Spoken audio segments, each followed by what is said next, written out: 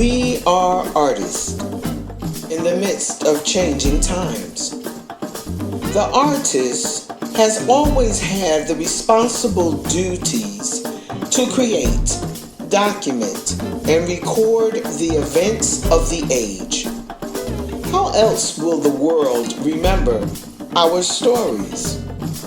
Long after we are gone, our works, pictures, words, music, dance, theater, and our carbon footprints will tell the story of how the world survived 2020 and beyond.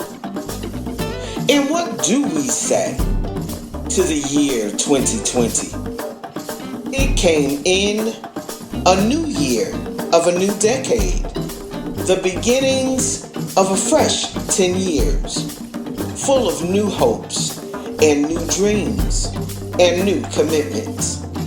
We heard slogans like the year of double portion, 2020 perfect vision, and suddenly clarity became a blur.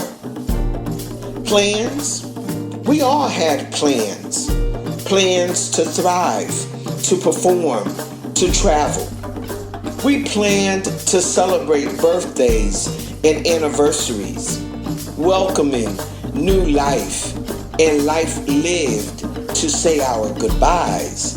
You know, to acknowledge the cycle of life as usual until it all became unusual.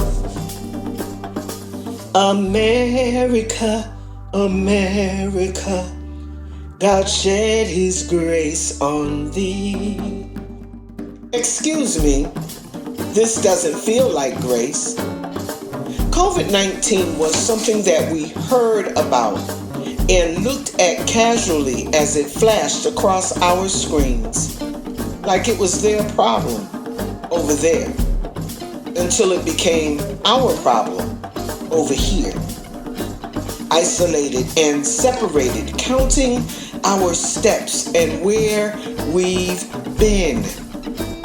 Well, maybe where you've been. And just like that, everything became silent and the earth rested.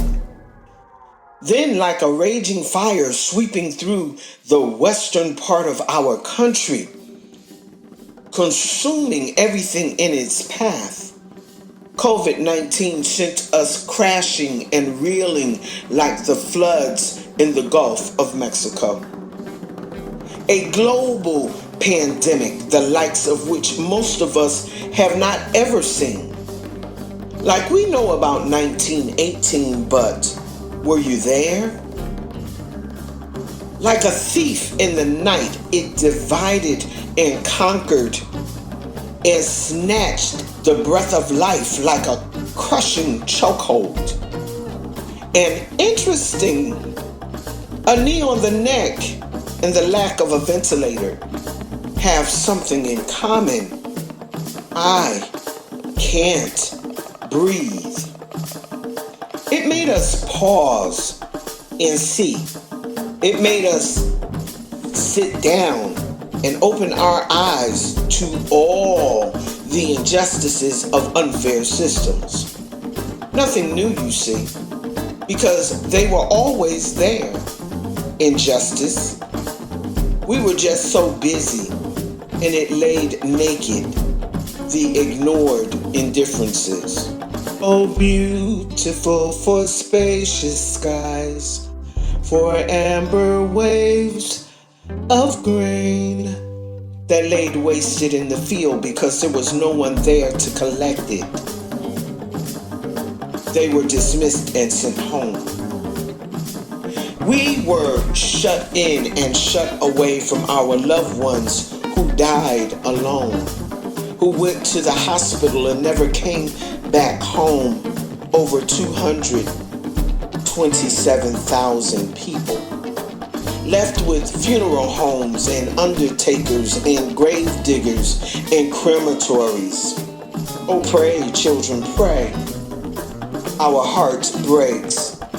Oh, pray, children, pray. Our heart aches while the media moves on to the next selective, elective story. Let us remember who we are as people first. The needs of food, clothing, and shelter first. A decent wage first. What happened that we no longer value the ethics of right and wrong? What happened when democracy was a thing vibrant and strong? When young people knew that it meant something to be young, and the seasoned made space and took their place over there? Or do we just choose to die to our political ties? I think not. We are artists in the midst of changing times. Hence, change always brings about disruption. And disruption brings about challenges. And up out of our challenges comes opportunities. Opportunities if you dare to embark on or embrace tomorrow. As artists, we have a responsibility, a duty, a passion, a drive, a longing to create, to document and record the events of the age. And we will be long remembered after we are gone for our works, pictures, words, music, dance, theater. Our carbon footprints will speak for us, will tell the stories of how the world survived the year 2020 and beyond. We are artists, hopeful and helpful, resilient and strong.